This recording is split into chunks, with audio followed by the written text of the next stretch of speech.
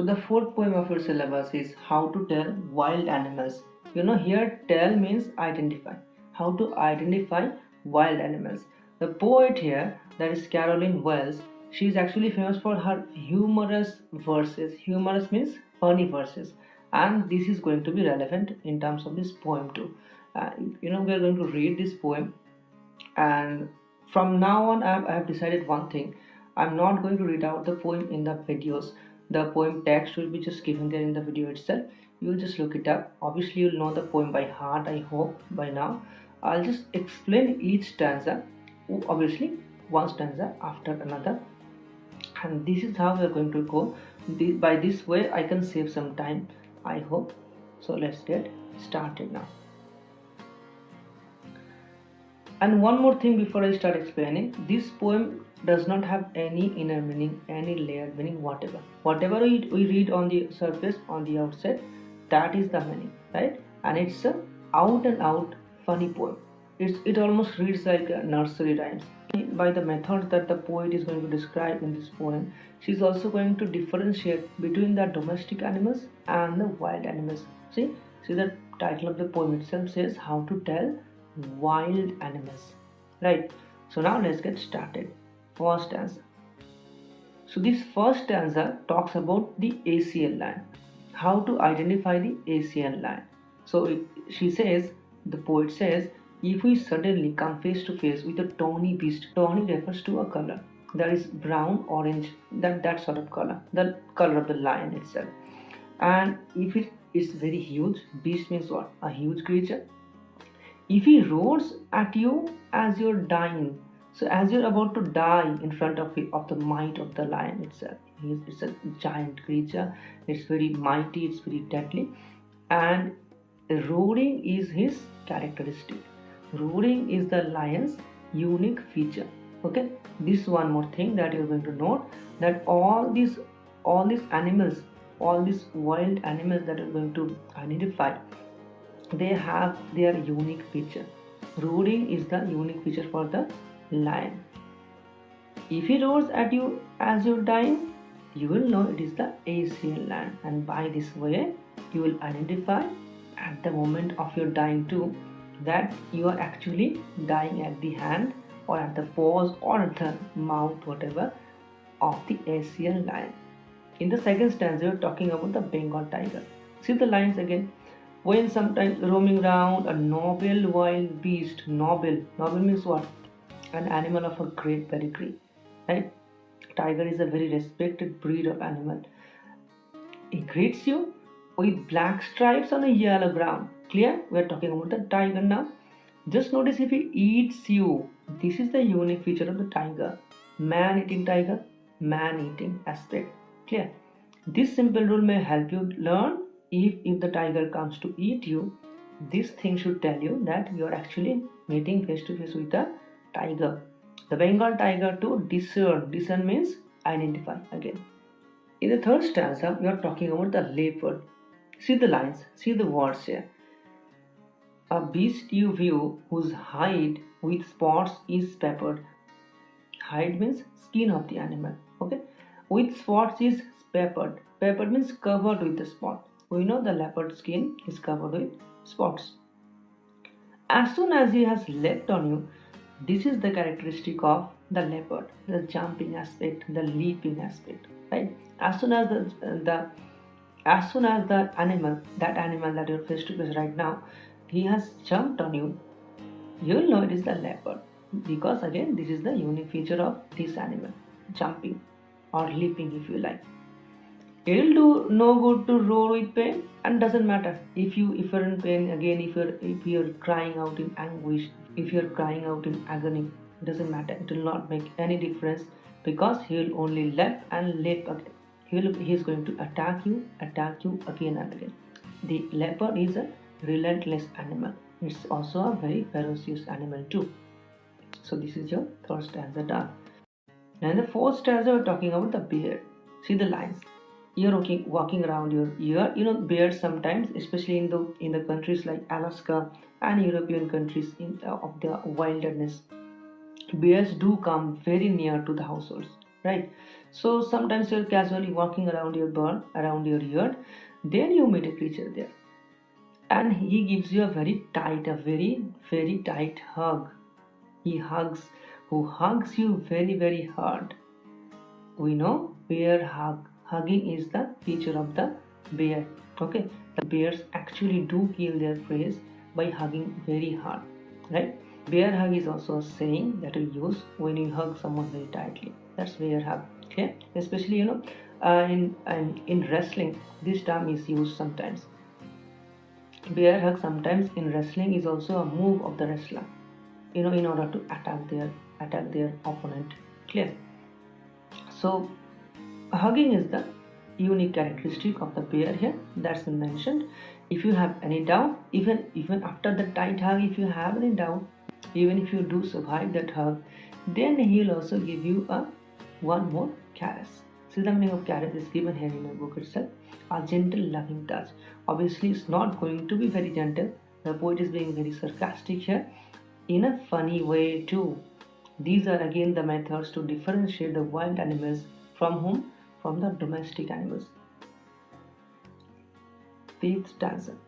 In the fifth stanza, we are talking about two different creatures simultaneously together, that is a crocodile and hyenas.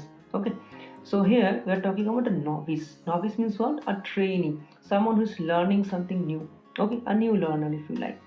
So a novice person, an inexperienced person, he might find it very confusing. Non plus means confusing. The word meaning is also given here, I guess, in the book. So he might find it very confusing at the start to differentiate between all these different animals, right?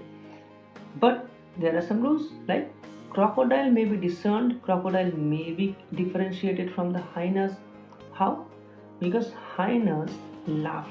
Hyenas laugh all the time. Hyenas laughing is the unique feature. Hyenas laughing is very scary. The sound of the hyenas laugh, that's very scary. That's the unique feature of the hyena. And crocodile. What is the crocodile's feature? Crocodile tears. What does the proverb crocodile tears means? Someone who is not genuinely crying, right? He's just showing off. He's just acting it out. So this is the differentiation. This is how to differentiate between the crocodile and the hyena. We identify the hyena by the smile, by the laughter of the hyena, and the crocodile by its tears. In the last stanza, we are talking about the chameleon. So chameleon is very small. A chameleon is a small lizard who can adapt its colors according to its surroundings, right? It camouflages itself according to the surrounding to hide itself from its enemies. Clear? So this is the unique feature we are talking about in this stanza. So he hasn't any ears at all and not a single wing. There is no such thing that you can identify the chameleon by. But there is one way. What is that? If there is nothing on the tree, it is the chameleon you see. So if you see that the tree is blank, tree is empty, there is equal chance, there is a good chance that there might be a chameleon. Because chameleons do have the ability to adapt its color according to its surroundings. So these are the unique features of all the different wild beasts that we talked about, all the different wild animals. Again, no inner meaning, no layered meaning whatsoever, but we will discuss some figures of speech as well as your rhyme scheme too, as we always do. Now if you look at the first stanza, let's look at the rhyme scheme first. So chance, east, advance, beast, dine, lion. It is a very straightforward rhyme scheme. Chance, east, advance, beast, A, B, clear? Dine, lion, C. So A, B, C. That's the rhyme scheme of the first stanza. Let's go to the next one. Round, you, ground, you, learn, discern. Same rhyme pattern. If you look at the whole poem, it is going to follow the same rhyme pattern too. Round, A, U, B. Ground, A, U, B. So A, B, learn, discern, C. Clear? So this is the rhyme scheme. Now for the figures of speech, let's also go stanza by stanza. If you see the first stanza, assonance is used, allusion is used. Actually, you know what? There's no real important figure of speech as such. Enjambment is there. Enjambment question is given in your exams. So enjambment, what is enjambment? Continuation of the line into the next one. Continuation of the thought. The thought of the poet does not conclude in that line. So it continues into the next line. So that is enjambment. Here if you see, and if there should to you advance a large and tawny beast, this line, and if there should to you advance a large and tawny beast, the thought does not finish there in advance. It continues into the next one. So enjambment is there in the first stanza. Allusion, assonance, these are there. Assonance is the repetition of vowel sound. Like you see, you should go, should to you, rose. So these are assonance. In the second stanza, we have alliteration actually. What is alliteration? Alliteration is the repetition of a consonant sound, roaming round. Very basic. I hope most of you know the figures of speech by now. The concept of the figures of speech at least. Again, we have discussed figures of speech in all the poems, previous poems that we have covered. You can check the poems. It's in the class 10 CBSE playlist of our channel. Let's move on to the next stanza. Third stanza. Alliteration again is there. He has, okay. Poetic license has been used here. Now what is poetic license? Poetic license, again, the word license.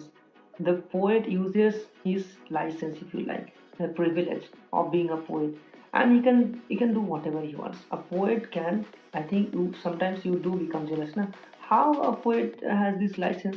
How does a poet have this privilege to do this thing, to change his word according to his choice? So this is the poetic license. If you see here, he has changed the spelling of left here, L-E-P-T. He has made it L-E-P-T instead of L-E-A-P-T. Typical one. Why? To match the rhythm and rhyme of the stanza. Next one. Next stanza. Again alliteration. Novice, non-class, N sound has been repeated in close together words. Enjambment. So these are the basic figures of speech. Nothing very extraordinary. Other concepts we have already covered in the previous points too. I hope you are coming along from there. And alliteration is a very basic figure of speech. Enjambment is also very basic. You should know this concept, and if you know this concept, you will be able to identify. And if you come to the next line, next stanza, again alliteration has been used throughout the rest of your poem. These basic figures of speech has been used again, right? Alliteration, assonance, repetition of vowel sound, and an enjambment, right? So that will be it. If you think that the content was helpful in any way, please do give it a like. That will help me out, and it will also help your fellow class 10 students as well, because it's going to reach more of them. Thanks.